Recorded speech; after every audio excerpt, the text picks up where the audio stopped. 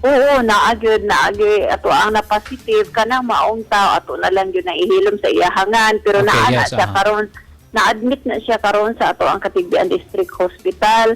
Unya amo na humana na siya namo sa pag-contact tracing nga ato pang panahon nga ato siyang gi-rapid test, nag-positive siya sa rapid test.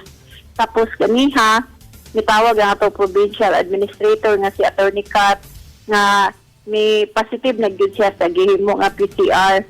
Mauni nga kami karon ganiha mga 2 o'clock may tawag dahil ko sa atong technical group nga PWG, technical working group nga ato yung gi-meeting ang ato ang grupo dire para ato yung mapahibaw emergency ang ato ang katawhan dinhi sa lungsod sa Katigbian nga dili lang din sila magpanik na naatay mga positive hinuon, magmabinan tayo hinuon ang mga katawhan tungod kay kanang naanatay local transmission din kay kana siya nga tao miadto na siya driver na siya sa usa ka establishment diri sa Katigbian sir. Unya miadto na siya sa Tubigon kay nagkuha na siya sa mga goods nga mga bugas gikan sa Cebu pero walay tao ang maong sakay dito sa bugas. Pero mura og ang maong kargamento gikan sa Cebu niya siya mo'y nag-drive balik diri sa Katigbian. Niya pag-abot niya diri sa Katigbian, naglain ang iyahang lawas, nagpahilot po siya. So daghan ang iyahang kuan kay nagpahilot siya, unya pag uli pa niya iyahang pamilya, nagpahilot siya dito sa ang pamilya mao ni nga nakaistorya po na si Dr. Yu Lopez karon. Natay gihimo nga strict nga kana home quarantine para sa family. Unya naapotay usa ka sitio nga ato pong gi-lockdown diri sa Katigbian. So ana ang ato ang mga frontliners ato nang gipada dito niya nagpadana po ta og support nga mga relief goods para sa maong pamilya kay ato na dili naman ato namang gi-cordon ang ilahang balay. Pila man ni ka pamilya tanan mayor ang nakuan karon? Ang iyahag yung first generation nga na-contact sir is 29 ka tao. 29 ka tao ang first generation. Pila kini ka pamilya mayor? Medyo daghan gud kay una niyang na-contact gud kay ang family man sa kuan kadto bitang iyahang gitarbahuan, nag-drive man siya dito sa truck unya kauban pag yun niya kaon ang mga driver nakaistorya pag yun niya daghang mga tao yan na istorya mo na among gi-contact tracing miabot yun siya 29 niya katong 29 nanguli na puto sa ilahang bay unya mo tong pa-check up siya sa kanang Katigbian District Hospital ang nag-check up po niya nagpositive po sa rapid test ang doktor ug ang nurse nga nag-assist po niya nag-positive po sa rapid test wala pa ma-PCR ang doktor ug ang nurse. Balik ta sa resulta. Imong giingon mayor nga ni adtog Tubigon kay nagkuhag mga kargamentong bugas kanus ato nahitabo mayor? Nahitabo na siya ni atong aging semana. Wala ko kakuan unsay date, wala pa na ko makuha ang date. Pero kanang immediately gidana siya sa ospital, pag positive pa niya sa rapid test, giadtuan dayon gi-contact tracing dayon nato ang family, ang mga tao nga giiyahang gikaistorya na contact tracing na dayon nato kay ato maginang gi-actionan diretso sir. So pag kaning iyang pag-admit sa Tambalanan mayor tungod ni sa mild pneumonia sakto ba ang kuan? Na-admit ni siya tungod kay naa siya panakit sa lawas o gihilantan po siya. Pero ubo-ubo po siya. Pero mild pneumonia gid ang findings. Okay. So maotong gikuhaan og rapid test kay rapid test kay tungod kay wala man siya biyahe nga history. So kumpirmado nga dunay local transmission nga nahitabo karon mayor. Naa na gyud local transmission pero ang iyahang giadto dito sa Tubigo nagkuha lang gyud siya og kining kargamento nga bugas gikan sa Cebu ug ang maong kargamento nga bugas ang kauban adto pagbiyahe gikan sa Cebu naapoy mga pasahero nga gikan pud og Cebu nga nahimong LSI pud siya sa Bohol. Okay. Pero LSI siya sa Bohol. pero sa sakyanan siya rang usasakay. Siya ra gyud. Wala gyud siya gitagbo nga tao. Pero nag-mention man kag dihay mga LSI basin og na istorya pud niya itong mga LSI dito or na Ang problema kung naa sige ka istorya or else kanang basin og ang maong kargamento na contaminate, wala maayog disinfect. basin dunay mga posibilidad, no? Naay posibilidad nga didto na niya nakuha dito sa mga karga kay di ba dapat bisan gani ang mga gamit nga gikan biyahe mga sakyanan di pa pang isprehan man na siya. Yes, Mayor. Sakto. Basin po ugwa maayo og spray mo po ni usa nga amo ang gikatahapan unya basin po na po sige ka istorya Pero nga wa siya gi-testify, Mayor, nga na siya nakahinabi nga mga LSI nga abot atong wala tungura. wala Wa ang pa iya po. lang gyang gi-testify nga kanang murag nanakit ang iyang lawas sagikan siya sa tubigon. Okay. So mo tong gi-admit dayon, no, napa-admit sa Nang hospital. una pa siya og pahilot. Pahilot. The next day, Nagpahilot. the next day, Pagka gi-admit next na. day gi-admit na dayon siya. Unya karon amo pong gitrace ang manghihilot, wa maunsa ang manghihilot pero naa pod siya anak gilantan. Agoy. So kining 29 nga inyo na contact trace di pag yun ni mao, Mayor, kay ang mga contact person po aning 29 ka buok. Apil na tong manghihilot ani 29. Apil na. Okay. O giapil tanan nga nasalamuha adto niya. Apil na sa tanan sa 29. Okay. Pero sa napa mo gihimo ron, Mayor, nga pag contact trace or humana.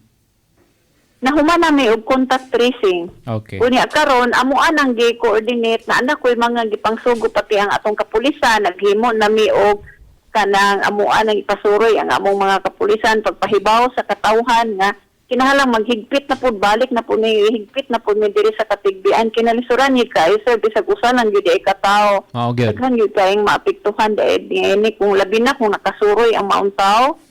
Okay. Ikapila naman ni siya kaadlaw gi-admit karon, Mayor? Kining pasyente nga 39 years old. Mga simana na ni siya kay Simana na. kanang labon pa nga ipapauli na ni siya karong adlaw naka-schedule na ni siya nga i-release na sa ospital kay naulian na Karong adlaw unta. karong adlaw so di ni siya madayon og release kay ada doon na pud niya sa among municipal isolation area. Okay, nigawas man ang resulta ang positive. Gitawagan ko ni Attorney Kat ganiha kurat kay ko kay Hasta. kanang niingon siya nga naamoy positive. Mao ni nga pagkahibaw ko na emergency po dahil kong tawag sa akong PWG na meeting dito kay parang maaksyonan nato ni dito. Okay. So ang tawag aning 29 ka buok, Mayor, nga individual o pamilya, lockdown ni sila? Amo ag yung strictly lockdown gyud ni siya kay amo ana na gyud gihatdan na anak ko'y grupo sa mga kuan nga gahato dito unya ang muhatod po dito nila ang ato akong mga BHERTS nga naa sa barangay mo na po muhatod dito pero amo yung giwarningan sila nga dili gyud sila moduol ibilin na dito sa bangko baka ang mga pagkaon unya monitor gyud i-monitor kung kinsay hilantan dito gyud doon dito sa ato ang kuan atog yung rapid test pila man ni ka barangay, Mayor, kaning 29 ka buok? tulo ka barangay Unsang barangay, Mayor? barangay sa Hagilanan barangay sa Alegria ug Kauswagan. Okay. Onya kining pasyenteng 39 taga asa man ning barangay? Taga Alegria. Alegria. Oo. Okay. So ang ubang lungsod is 50-meter radius man ang gikordon nilang area silbing pag-lockdown. Mao ba gihimo diha, Mayor? Maupod gihapon diri sir. Okay, 50 meters radius gihapon gikan sa mga balay isa naka-contact ang naapil. Ang amo agid kay ang tibok sitio amo gid gikuan, gi-lockdown sitio. gid namo. Oo, unya ang giingon lang ni Dr. Lopez nga kanang ang kay kuan naman pananglitan usa ka buok pag ang tatay ang tibok pamilya strictly gid sila nga ay home quarantine gid nga di na makagawas. Okay. Kapila naman rong adlaw, Mayor, sa ilang home quarantine? Karon pa ang una kay ganiha pa man mi okay. gipahibaw. Okay. Abi na to og diha na contact tracing sa mga miaging adlaw. Gi-contact tracing na sila adto nga time nga nagpositive. Wala na guna sila gagawas. Okay. Mhm. Ang maong pamilya katong 29 ka family, wala na gyud na sila gagawas sukad nga nagpositive sa rapid Sa test rapid. ang maong individual. Wala na gyud na mo to sila gipagawas. Karon kuan na gud gisegundahan na jud nga strict na gyud ang home quarantine nila. Okay. Kay gi-lockdown naman ang ilahang sitio. Pero wa pod kay plano mayor nga ibalhin ig quarantine facility. Kung ato po na silang kay ang atong facility diri sa munisipyo, sa municipal facility na to sa atong isolation, prepared naman gyud siya sa positive diri sa Okay. ato ang munisipyo. Okay. Gawas aning Oo. 39 years old mayor, do na bay LSI po diha nga positive? Naapatay usa ka Usa ka positive po. dito sa naka-isolate man to siya pag abot niya diri nag-positive siya sa rapid test, gidritso day nato siya gi-isolate day niya nato siya sa municipal isolation area, siya ra usa didto. Wala gyud to siya katakod, wala po siya ka kuan og tawo nga kaistoryan tawo, wala gyud. Siya ra gyud usa. Okay. Unya, gikuhaan na po to nato siya og PCR, wala pa'y result, pero wala kuan man siya, kanang asymptomatic, wala siya sakit. Okay. So, Mayor, imo na lang auhag o sa imong mga pahimangno sa itong mga katauhan sa lungsod sa Katigbian ning doon na local transmission sa COVID-19 sa inyong lugar.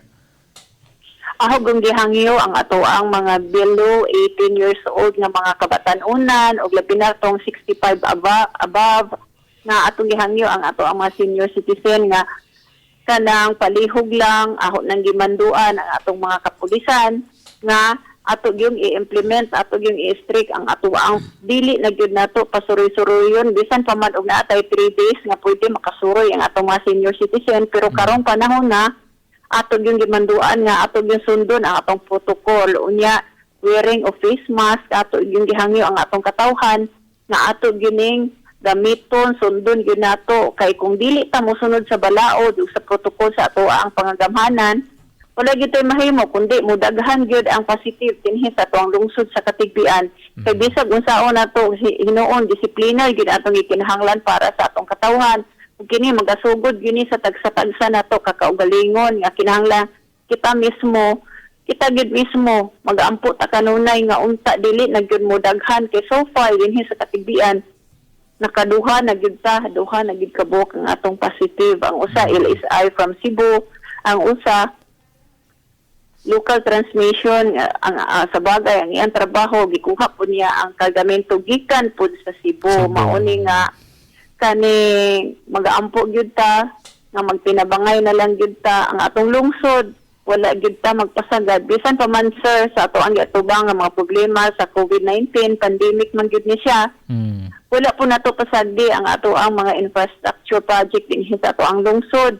Pero may po nato na po na implement ang almost 60% to 70% ang atong 20% era project para sa ato ang lungsod. Ug naa po tay mga nagduga nga mga proyekto gikan sa ato ang national sa DPWH. Padayon gihapon, naglihok gihapon ang ato ang lungsod, labi na ang ato mga opisyalis nga wala gyud matulog ang ato ang mga opisyalis nga naglantaw. Permit ang nagpatawag og meeting ngadto sa atong mga kabarangayan, labi na sa atong mga barangay captain. Ug permit pud mi nga nag-follow gyud o naminaw gyud mi sa unsa man nga mga tanang advice gikan sa atong provincial government, labi na ni GovArt ug sa ato ang gikan pud nga mga memorandum gikan sa taas. Mauni nga ako dinhi isip inahan sa lungsod sa Katigbian sa kanunay nagaampo ug sa kanunay nagasuporta sa unsa man nga mga kanang panginahanglanon sa ato ang lungsod. Ug labi na gyud ako yung gihawag ang lungsod sa Katigbian nga kanunay magmainampingon sundo nato ang unsay gihatag nga mga protocol sa ato ang pangagamhanan, labi na ang gikan sa EITF. Unya kanang mag-ampo ta kanunay. May hapon pag-usab sir. Salamat kayo Mayor Elizabeth og may hapon amping kanunay Mayor sa imong mga frontliners pa diha. Salamat kaayo sir sa imong pagtawag dinhi nako sir. Okay, thank you.